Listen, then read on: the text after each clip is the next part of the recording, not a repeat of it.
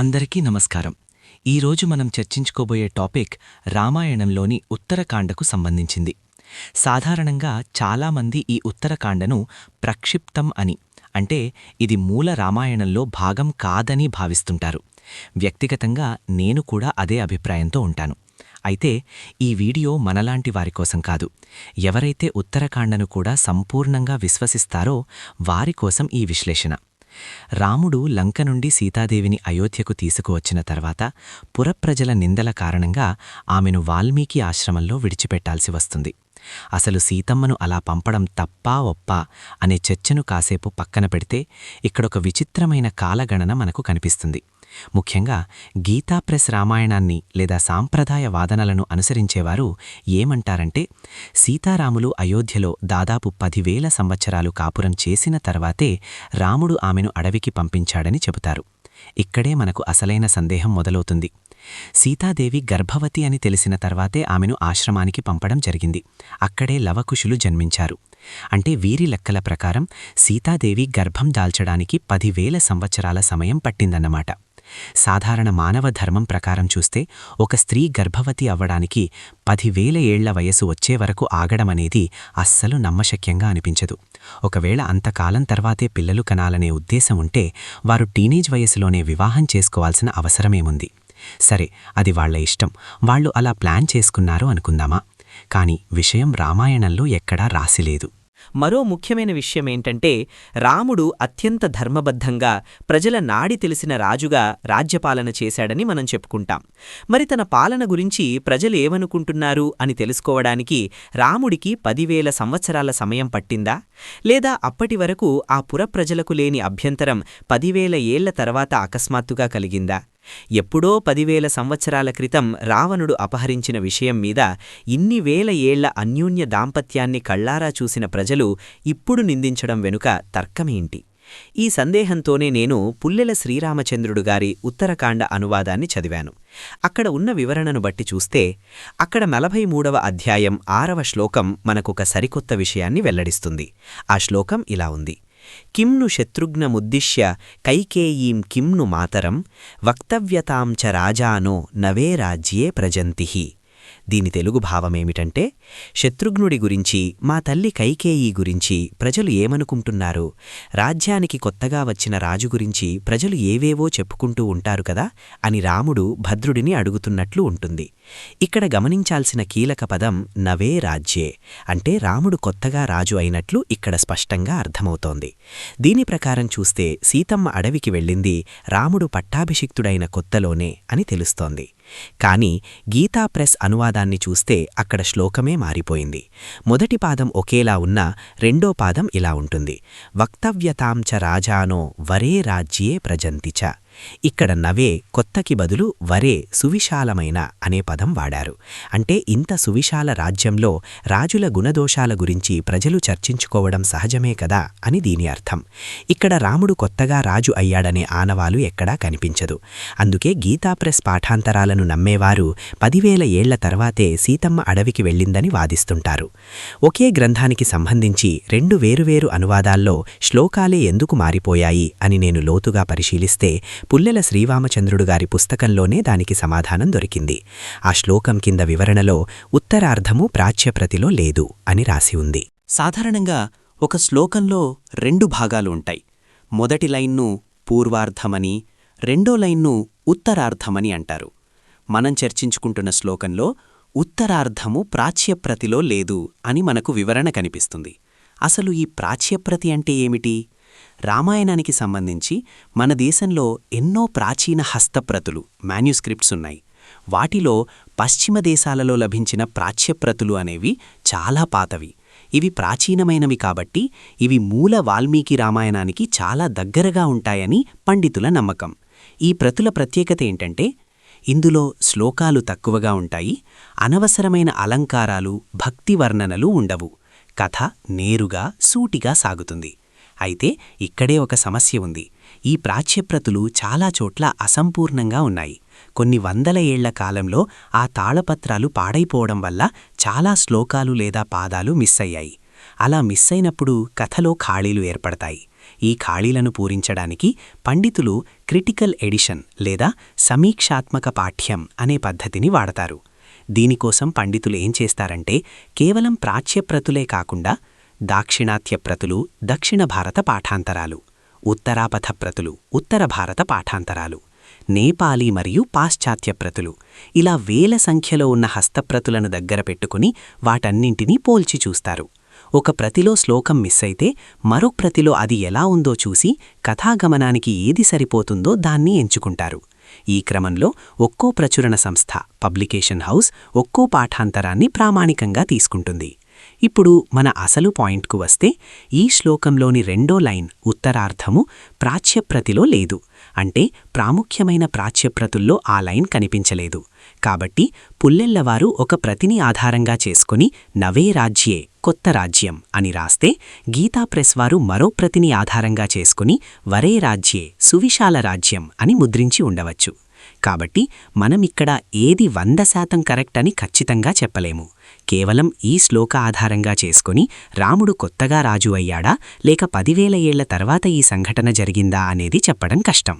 అసలు సీతారాములు 10,000 సంవత్సరాలు అయోధ్యలో గడిపినారు అని దేన్ని ఆధారంగా చేసుకుని చెప్తున్నారు? ఇప్పుడు ఆ విషయాన్ని పరిశీలిద్దాం. ఉత్తరాఖండ 42వ సర్గ 25 మరియు 26వ శ్లోకాలు చూడండి. మొదటగా 25వ శ్లోకం. తథా తయోర్విహరతోష్ సీతారాఘవయోశ్చిరం అత్యక్రామచ్చుభః కాలః శైశిరో భోగదః సదా. దీని అర్థం, సీతారాములు చిరకాలము ఈ విధముగా భోగములను అనుభవించుచుండగా ఎల్లప్పుడూ భోగమును అనుభవించుటకు అనువైన రమ్యమైన శిశిరకాలము గడిచెను. అలాగే 26వ శ్లోకం. దశవర్ష సహస్రాణి గతాని సుమహాత్మనోష్ ప్రాప్తయోర్వివిధాన్ భోగాన్ అతీతః శిశిరాగమః. దీని అర్థం, ఆ మహాత్ములిద్దరికీ 10,000 సంవత్సరాలు గడిచెను. వారిరువురు అనేక విధములైన భోగములను అనుభవించుచుండగా శిశిరర్తువు గడిచెను అని 2 పుస్తకాలలో ఒకేలాగా ఉంటుంది. అంటే దీని ప్రకారం సీతారాములు 10,000 సంవత్సరాలు అయోధ్యలో గడిపారు అని మనకు అర్థమవుతుంది. ఈ లెక్క ప్రకారం చూసుకుంటే పుల్లెల శ్రీరామచంద్రుడు అనువాదంలో 43వ సర్గలోని 6వ శ్లోకంలో ఉత్తరార్ధంగా అతను సేకరించిన ప్రతి దీనికి విరుద్ధంగా అనిపిస్తున్నట్లు ఉంది.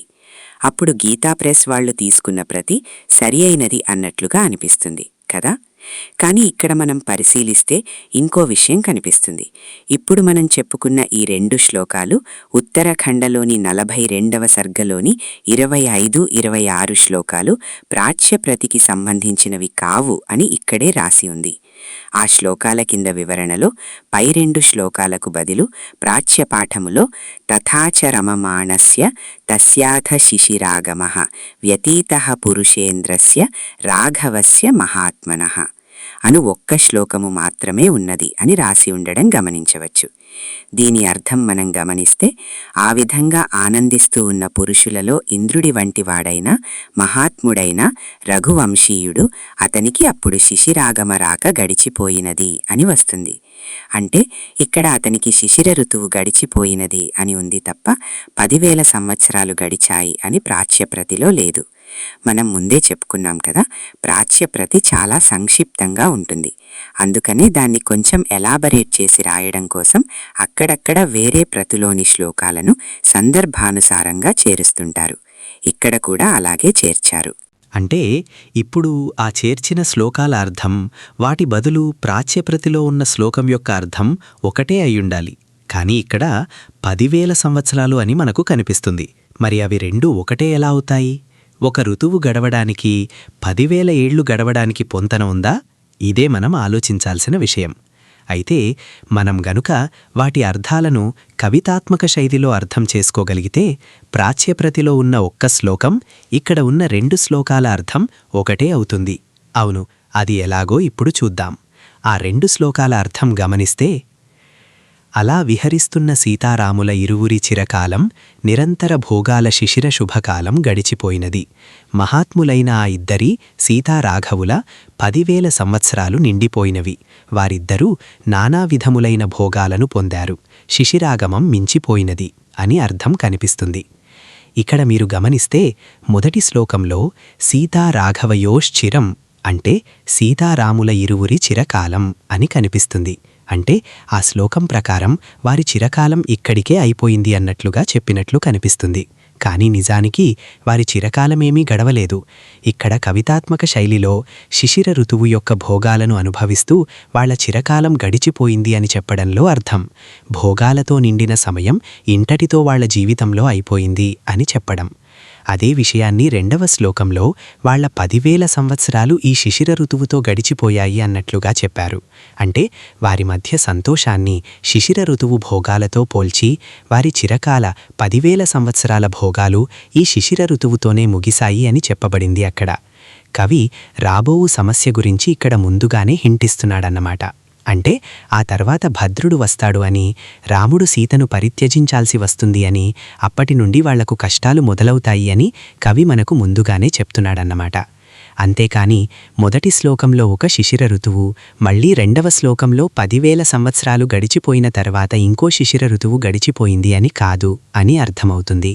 మనం ఈ కాలంలో సాధారణంగా మనిషి జీవితకాలం 100 సంవత్సరాలు అని ఊహించుకుని ఏదైనా బాధా సందర్భంలో లేదా ఎవరైనా ఆయుష్ తీరడం కన్నా ముందుగానే చనిపోయినప్పుడు అప్పుడే అతనికి 100 నిండిపోయాయి అని వర్ణాత్మకంగా చెప్తుంటాం కదా. అలాగే ఇక్కడ కవి కూడా వాళ్ల సాధారణ జీవితకాలం 10,000 సంవత్సరాలుగా చేసి అప్పుడే వాళ్ల ఆనందానికి పూర్తికాలం నిండిపోయింది అన్నట్లుగా వర్ణాత్మకంగా చెప్తున్నాడు. ఇదే అర్థం ప్రాచ్యప్రతిలోని శ్లోకం కూడా ఇస్తుంది అని మనం గమనించవచ్చు. దీని ద్వారా మనకర్థమయ్యేదేంటంటే ఉత్తరకాండలో ఈ పర్టిక్యులర్ శ్లోకాలలో చెప్పబడిన ఈ కాలగణన అనేది కేవలం అంకెలకు సంబంధించింది కాదు. అది ఆ కవి యొక్క కవితా హృదయం నుండి వచ్చిన ఒక అలంకారిక వర్ణన మాత్రమే. మనం ఇప్పటివరకు చర్చించుకున్న దాని ప్రకారం చూస్తే ప్రాచ్యప్రతుల ప్రకారం సీతారాములు 10,000 సంవత్సరాలు రాజ్యంలో గడిపినట్లు ఎక్కడా ఆధారాలు లేవు. ఇతర ప్రతులలో ఆ సంఖ్య కనిపిస్తున్నప్పటికీ వాటిని మనం కవితాత్మక శైలిలో సరిగ్గా అర్థం చేసుకుంటే ఆ 10,000 సంవత్సరాలు అనేది కేవలం వారి చిరకాలమును లేదా సుదీర్ఘ ఆనంద సమయాన్ని సూచించడానికి వాడిన ఒక అలంకారిక సంఖ్యగా మాత్రమే కనిపిస్తుంది. ఒకవేళ అలా కాకుండా వారు అక్షరాలా 10,000 సంవత్సరాలు గడిపారు అని మనం మొండిగా అర్థం చేసుకుంటే కొన్ని వింతైన పరిస్థితులను మనం ఒప్పుకోవాల్సి వస్తుంది. మొదటిది, సీతాదేవికి మరియు రాముడికి పెళ్లైన 10,000 సంవత్సరాల తర్వాతే సంతానం కలిగినట్లుగా మనం భావించాలి. ఇది ప్రకృతి సిద్ధంగా చూసినా పురాణాల పరంగా చూసినా ఎంతో అసాధారణమైన విషయం. 10,000 సంవత్సరాల దాకా సీతారాములకు సంతానం కలగకపోతే అంతటి ముఖ్యమైన విషయానికి తగు కారణాన్ని ఖచ్చితంగా రామాయణంలో వివరించి ఉండేవారు. కాని అలా ఏమీ రామాయణంలో లేదు. పోనీ ఆ కాలంలో 10,000 ఏళ్ల దాకా పిల్లలు పుట్టకపోవడం సాధారణ విషయం అనుకుందామన్నా దానికి కూడా రామాయణంలో ఎక్కడా ఆధారాలు లేవు. రెండవది, 10,000 సంవత్సరాలుగా రాజ్యాన్ని పాలిస్తున్న శ్రీరామచంద్రుడు అప్పటి వరకు తన ప్రజల హృదయాలను సరిగ్గా అర్థం చేసుకోలేదని మనం అనుకోవాల్సి వస్తుంది. ఒక రాజుకు తన ప్రజల నాడి తెలియడానికి ఇన్నేళ్లు పడుతుందా? అంతేకాదు, ఏ ప్రజలు కూడా 10,000 సంవత్సరాల పాటు పట్టించుకోకుండా ఉండి అప్పుడెప్పుడో జరిగిన సంఘటనను అకస్మాత్తుగా ఇన్ని వేలేళ్ల తర్వాత సమస్యగా చూడరు కదా. దానికి అంత అవసరమేముంటుంది? కాబట్టి వీటన్నింటినీ బట్టి చూస్తే ఉత్తరకాండలోని ఈ కాలగణన అనేది కథాగమనంలో తర్వాతి కాలంలో చేరిన వర్ణన అని లేదా కవి వాడిన ఒక అలంకారమని మనకు స్పష్టమవుతోంది. ఇది రామాయణంపై నా వ్యక్తిగత విశ్లేషణ మాత్రమే. నా ఈ విశ్లేషణపై మీకేమైనా సందేహాలున్నా లేదా మీరు మరేదైనా తెలియజేయాలి అనుకున్నా కమెంట్ ద్వారా నాకు చెప్పండి. మరో ఆసక్తికరమైన అంశంతో మళ్ళీ కలుద్దాం. ధన్యవాదాలు.